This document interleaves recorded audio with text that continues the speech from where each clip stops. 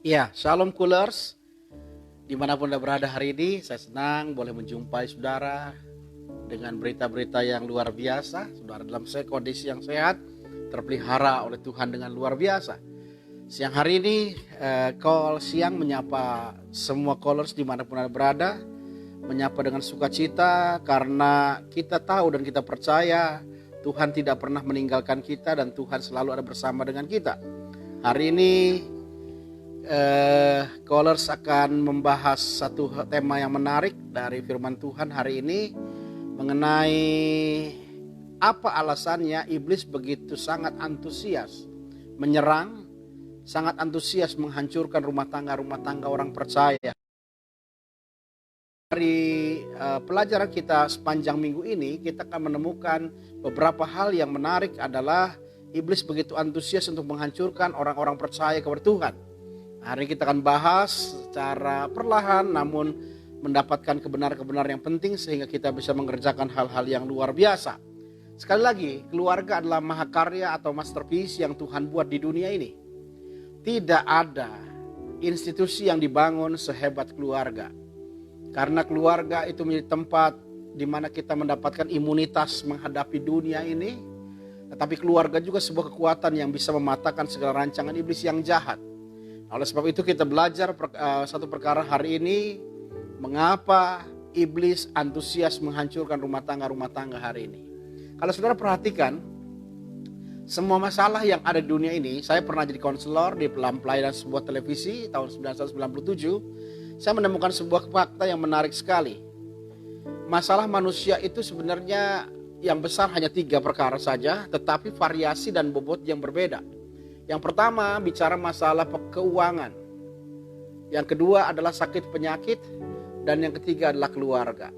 Dan 3 prinsip permasalahan ini selalu kalau kita menemukan kebenarannya, muara akhirnya adalah kepada keluarga. Hari-hari ini dengan pandemi COVID-19 ini, PBB sudah menyatakan hati-hati di beberapa negara tingkat KDRT dalam rumah tangga menjadi naik beberapa puluh kali persennya. Artinya dari COVID-19 penyakit kepada keuangan lalu bermuara kepada keluarga. Tetapi ada juga dari masalah keuangan, bagaimana keluarga nggak bisa membangun keuangan, lalu mereka mengalami masalah keluarga dan bercerai dan hancur-hancuran. Nah, oleh sebab itu maka gereja yang hari ini kuat adalah gereja yang berorientasi bagaimana membangun rumah tangga dan keluarga mereka masing-masing. Nah, hari ini kita akan bahas kira-kira apa rancangan iblis yang jahat untuk menghancurkan keluarga ini. Yang pertama, hari ini kita akan baca Alkitab kita di dalam Hakim-Hakim pasal yang ke-12 ayat yang ke-7. Kita melihat sebuah fenomena yang menarik yang Alkitab catat, yang Alkitab record dengan sangat bagus sekali, yang memberikan pelajaran dan pengajaran buat kita sangat baik. Coba kita lihat Hakim-Hakim 12 ayat yang ke-7. Hakim-Hakim 12 ayat 7 berkata demikian. Yefta memerintah sebagai hakim atas orang Israel 6 tahun lamanya. Kemudian matilah Yefta orang Gilead itu lalu dikuburkan di sebuah kota di daerah Gilead. Alkitab memberikan catatan penting kepada kita hari ini ayat yang ke-7 bahwa Yefta diurapi Tuhan, dipilih Tuhan, dipakai Tuhan dan diberikan otoritas menjadi hakim. Hakim adalah penentu kebenaran dalam Israel, tradisi hukum Israel. Tetapi hakim juga menjadi panglima perangan bagi orang Israel. Jadi pemimpin yang hebat. Tetapi Alkitab berikan catatan penting kepada kita hari ini. Yefta dikatakan memerintah sebagai hakim atas orang Israel 6 tahun lamanya. Nah, yang jadi pertanyaan kita pada siang hari ini, durasi pemakaian Tuhan terhadap Yefta 6 tahun lamanya itu kira-kira ukuran lama atau sebentar? Saya ulang lagi pertanyaannya. Yefta dipilih Tuhan, Yefta dipakai Tuhan, Yefta diurapi Tuhan, Yefta diberikan otoritas oleh Tuhan menjadi hakim atas orang Israel, pemimpin perang, pemimpin hukum sipil orang Yahudi. Hakim yang pertama Otniel, yaitu menantunya Kaleb. Dia dipakai Tuhan hanya 40 tahun. Otniel dipakai Tuhan 40 tahun dan digambarkan dalam kitab Hakim-Hakim pasal pertama ayat 1 sampai 11. 11 ayat Otniel diperkenalkan oleh Alkitab, 11 ayat digambarkan Tuhan oleh Otniel oleh Alkitab, dan dia memerintah 40 tahun. Hakim yang kedua bernama Ehud, ayat 2 pasal 1 ayat 12 sampai 30. 19 ayat mencatat perjalanan pelayanan seorang yang bernama Ehud. Hakim yang kedua ini, dan durasi Tuhan memakai hidupnya itu 80 tahun. Otniel 40 tahun dengan 11 ayat. Lalu Ehud 19 ayat dituliskan 80 tahun. Simson seorang hakim yang seringkali menjadikan kisah ironis karena dia terjebak dalam cinta yang tidak berurapan Tuhan lah ya. Dia memerintah sebagai hakim 20 tahun. Bahkan hakim wanita yang bernama Deborah pada saat itu, perempuan sebenarnya tidak boleh memimpin menjadi pemimpin, tetapi Tuhan urapi Deborah. Deborah saja memimpin 20 tahun. Nah, pertanyaan yang menarik adalah ketika kita mulai membandingkan, ketika kita mulai memparalelkan hidup yang bernama Yefta dengan hakim yang lain. Kenapa Otniel ditulis 11 ayat bisa dipakai Tuhan dengan durasi 40 tahun? Ehud ditulis dengan 19 ayat dengan durasi 80 tahun. Kenapa Yefta yang ditulis dalam perjalanan fragmen kehidupannya 47 ayat? Kalau kita baca Hakim-Hakim pasal 11 ayat 1 sampai 40, 12 ayat 1 sampai 7, artinya 47 ayat. Tetapi kenapa hanya dipakai untuk 6 tahun lamanya? Hal yang ironis, hal yang menjadi pertanyaan yang besar, pertanyaan yang menggelitik hati kita. Kenapa bisa seperti itu? Padahal kalau kita baca Alkitab, orang-orang pilihan Tuhan dalam Alkitab biasanya diceritakan dengan panjang dan lebar dengan detail. Saudara bisa bandingkan Esau dengan Yakob, Tuhan menolak Esau, memilih Yakob. Maka kita menemukan kisah tentang Yakob begitu panjang, lebar, dan detail sekali. Esau hanya sepintas seperti kalau dalam sinetron mungkin hanya perannya figuran. Kita juga ingat Ishak dan Ismail. Maka Ishak mendapatkan porsi yang besar cerita tentang Alkitab, cerita dalam Alkitab tentang kehidupan Ishak.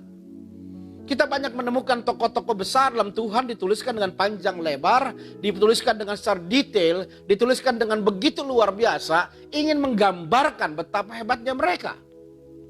Kita ingat juga Yusuf ditulis dalam kisah hidupnya ketika anak Yakob ini ditulis sepanjang beberapa pasal untuk menceritakan perjalanan hidup, fragmen kehidupan yang bernama Yusuf ini dengan begitu hebatnya. Tetapi pertanyaan yang menggerogoti hati kita hari ini adalah kenapa untuk seorang yang bernama Yefta dituliskan panjang lebar tetapi dipakainya durasinya hanya 6 tahun. Berarti dalam konotasi yang kita dapatkan hari ini, Allah sebenarnya punya rencana yang hebat. Allah punya rencana yang besar. Allah punya rencana yang luar biasa dalam hidup Yefta. Tetapi Yefta gak bisa finishing well dengan apa yang dia jalani. Artinya Yefta, Tuhan, berbanyak anak-anak Tuhan yang harus juga tidak bisa finishing well ketika menjalani kehidupannya. Tuhan punya rencana yang hebat, tetapi hidupnya gak bisa menyelesaikan rencana Tuhan dengan luar biasa. Nah, pertanyaan menarik hari ini, apa yang menyebabkan Tuhan menghentikan pelayanan Yefta ketika berusia dalam pelayanannya 6 tahun? Kenapa Tuhan menghentikan Yefta sebelum mencapai destininya? Coba kita lihat dalam pasal 12-nya ayat 4 sampai ayat yang ke-6. Kita lihat Hakim-Hakim 12 ayat 4 sampai ayat yang ke-6.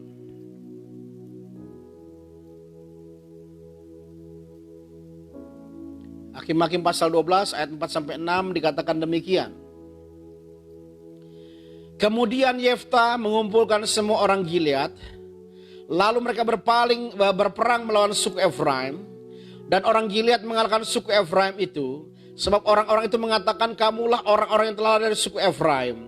Kaum Gilead itu di tengah-tengah suku Efraim dan suku Manasye. Perhatikan yang kelima. Untuk menghadapi suku Efraim itu, maka orang Gilead menduduki tempat-tempat penyeberangan sungai Yordan. Apabila suku Efraim ada yang lari dan berkata, biarkanlah aku menyeberang. Maka orang Gilead berkata kepadanya, orang Efraim ke engkau? Dan jika ia menjawab bukan, perhatikan. Maka mereka berkata kepadanya, coba katakan dahulu Shibolet. Pakai Y itu, perhatikan katanya. Apa kata yang dituliskannya.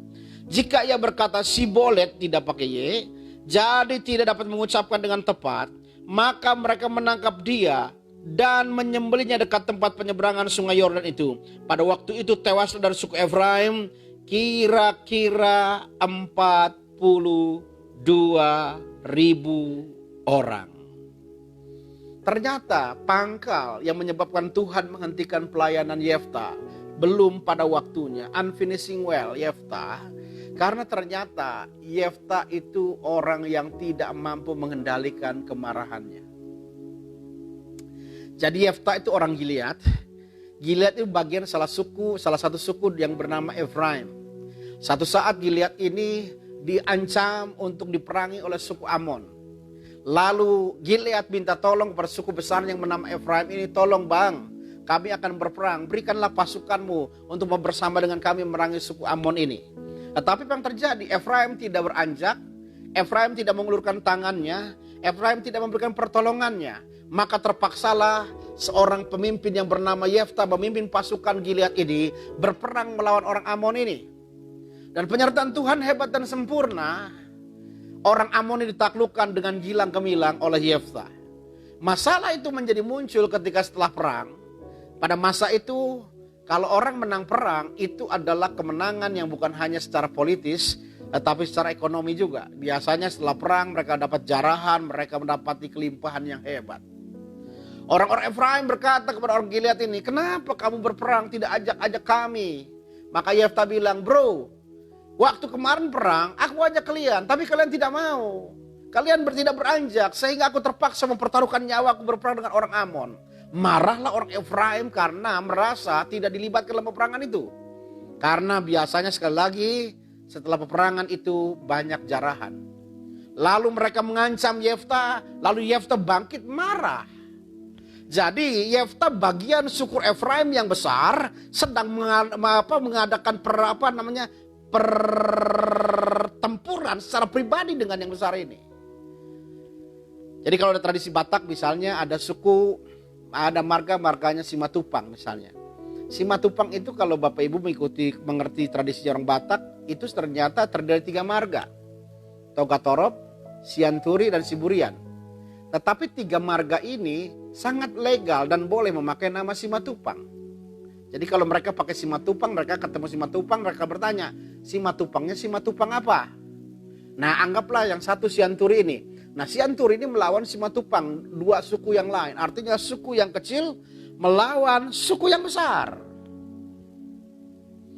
Dan apa yang terjadi? Lebih baik sebuah pasukan domba, yang 10 pasukan domba dipimpin oleh seekor serigala, daripada 1000 ekor serigala dipimpin oleh seorang pemimpin seekor domba. Artinya faktor kepemimpinan itu sangat menentukan. Dan betul Yefta, pemimpin suku Gilead ini berperang dengan suku Efraim dan mereka menang. Tetapi pertempuran itu membuat Tuhan marah. Kenapa? Karena Yefta memerintahkan pasukannya untuk menjaga tempat-tempat penyeberangan di sungai Yordan itu. Dan kalau ada orang yang lari dari pertempuran itu, maka orang-orang Gilead itu akan men-screening mereka. Akan tanya, engkau orang Efraim atau bukan? Maka jika orang Efraim bilang berbohong, bukan, kami bukan Efraim, maka orang Gilead ini akan ngecek. Coba katakan dulu Shibolet pakai Y. Jika dia bilang Shibolet, artinya secara lafal, secara aksen bisa kelihatan itu orang Efraim atau enggak. Maka kalau mereka bilang Shibolet dan ketahuan mereka orang Efraim, Alkitab berikan catatan yang penting hari ini. Apa yang dilakukan oleh pasukan Yefta? Maka pasukan Yefta akan menangkap mereka dan dibunuh di tempat-tempat penyeberangan itu dengan cara disembelih. Saudara bisa bayangkan pembunuhan dengan cara disembelih itu amatlah sadis. Itu amatlah begitu menakutkan, itu amatlah keji dan amatlah kejam. Nah, pertanyaan yang menarik adalah ini yang membuat Tuhan menghentikan pelayan Yefta. Inilah pertanyaan yang menarik nih loh. Kok bisa seorang pemimpin rohani, seorang pelayan Tuhan yang hebat, seorang hamba Tuhan yang luar biasa, seorang hamba Tuhan yang diurapi Tuhan melakukan kekejian yang seperti itu? Dia perintahkan pasukannya, dia perintahkan orang-orangnya untuk menjaga tempat-tempat penyeberangan dan menyembelih orang Efraim. Artinya begitu sadisnya, begitu teganya, begitu dahsyatnya hati Yefta ini. Saudara, tidak heran hari ini kita menemukan banyak pemimpin-pemimpin gereja yang sangat temperamen. Gampang marah, gampang terluka, gampang melakukan hal-hal yang kejam, gampang melakukan hal-hal yang keji, yang sadis kepada orang lain. Sama seperti Yefta. Dan itulah sebabnya Yefta unfinishing well. Yefta tidak menyelesaikan pertandingan imannya dengan sempurna karena Tuhan menghentikan. Karena Tuhan melihat ada sebuah potensi yang berbahaya ketika pemimpin-pemimpin rohani belum selesai dengan dirinya, belum selesai dengan kebenciannya. Karena dengan otoritas yang dia punyai itu sangat berbahaya. Saudara bisa bayangkan kalau ada seorang gembala jemaat belum selesai dengan dirinya, dia masih menyimpan kemarahan. Satu saat jemaatnya mengkritik dia atau menegur dia karena dia salah, maka tidak heran biasanya majelis sekalipun akan diturunkan. Akan menggunakan segala otoritasnya, kuasanya untuk menghabisi orang-orang yang tidak sepaham dengan dirinya. Itu sumbernya dari mana? Itu sumbernya berasal dari mana sehingga Yefta begitu sadis, begitu keji, begitu kejam membunuh 42.000 orang Efraim dengan cara disembelih. Saya percaya ternyata Yefta adalah orang yang belum selesai dengan dirinya sendiri. Inilah bahayanya pemimpin-pemimpin rohani, pemimpin-pemimpin duniawi juga kalau mereka nggak selesai dengan dirinya. Kita ingat Adolf Hitler pernah bunuh 7 juta orang Yahudi di kaum Auschwitz di Austria. Hanya kenapa? Karena dia menaruh kebencian kepada orang-orang Yahudi. Saya pernah ke Kamboja ya. The Killing Field itu. Saya sampai di Killing Field itu, menara genosida itu, saya menemukan kisah bagaimana zaman dulu siapa Pol Pot atau siapa itu membinasakan rakyatnya dengan begitu sadisnya. Ternyata 2 orang tokoh-tokoh dunia ini dan Yefta punya paralitas yang sama. Mereka nggak selesai dengan dirinya, mereka mengalami luka yang hebat. Kalau saya baca sejarahnya, Hitler punya mama diperkosa oleh orang Yahudi. Dan dia punya kebencian. Dan waktu kecil dia mengalami abuse of power. Dia disiksa. Dia mengalami ini yang hebat. Sekalipun Adolf Hitler pernah sekolah Alkitab, sekolah teologi, itu gak menyelesaikan dengan dirinya. Dan ketika dia gak selesai dengan dirinya, maka ketika jadi presiden, dia menggunakan sesuatu yang begitu luar biasa otoritasnya. Pol Pot juga sama di Kamboja, melakukan hal yang sama. Artinya kita temukan sebuah perkara yang sama hari ini. Begitu banyak pemimpin-pemimpin rohani, pemimpin dunia yang tidak selesai dengan dirinya. Dan otoritas yang dipegangnya, itu akan membuat dia menjadi despotis, bisa sewenang-wenang. Dan itu bisa membuat melakukan kekejaman yang hebat. Nah pertanyaannya, lukanya ini berasal dari mana? Kepahitannya berasal dari mana? Sehingga dia nggak tidak menyelesaikan dalam dirinya, sehingga itu membahayakan pelayanan di kemudian hari. Ternyata pangkalnya terjadi di Hakim-Hakim pasal 11. Coba kita lihat Hakim-Hakim pasal 11. Ayat 1 sampai ayat yang ketiga.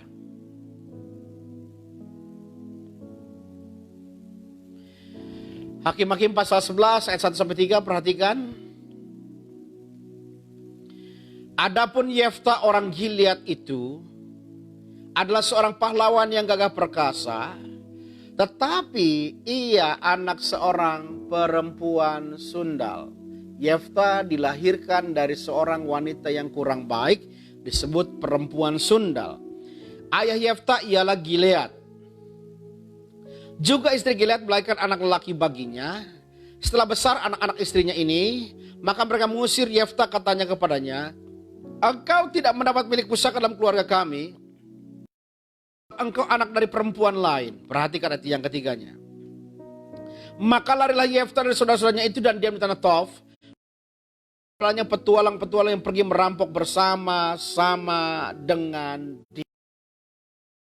Yang menghancurkan pelayanan Yefta sehingga hanya memiliki durasi 6 tahun dalam pelayanannya adalah Yefta mengalami goncangan di dalam rumah tangga dan keluarganya.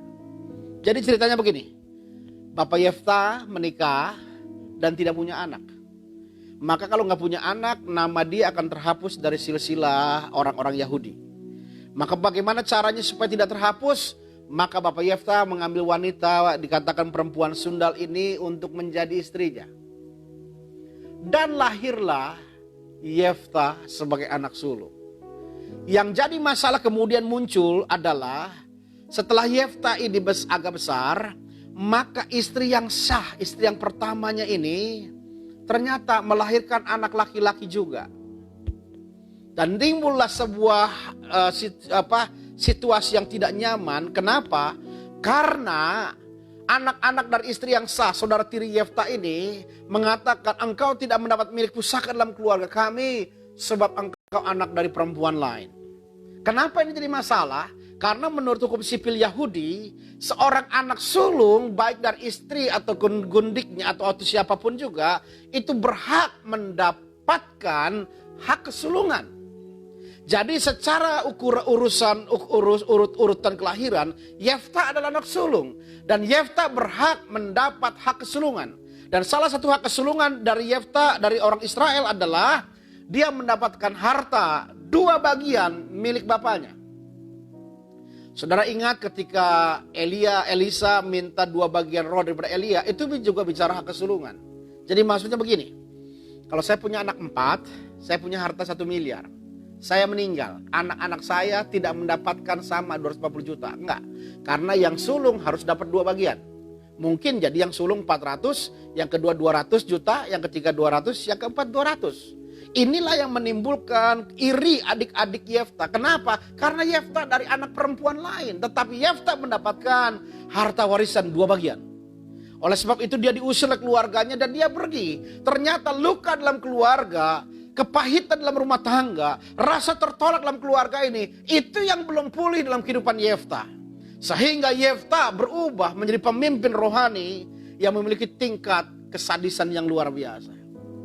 Artinya yang pertama, siang hari ini kita menemukan sebuah kebenaran yang penting. Kenapa iblis berusaha menghancurkan rumah tangga dan keluarga orang percaya? Kenapa iblis berusaha menghancurkan keluarga orang benar? Karena iblis tahu ketika rumah tangga dihancurkan, maka akan muncul orang-orang yang tidak akan bisa menyelesaikan panggilan ilahinya dengan baik. Unfinishing well. Yefta gagal untuk finishing well. Kenapa? Karena Yefta orang yang terluka dalam kehidupannya. Yefta terluka dalam kehidupannya. Yefta terluka dalam rumah tangganya. Yefta tertolak dalam keluarganya.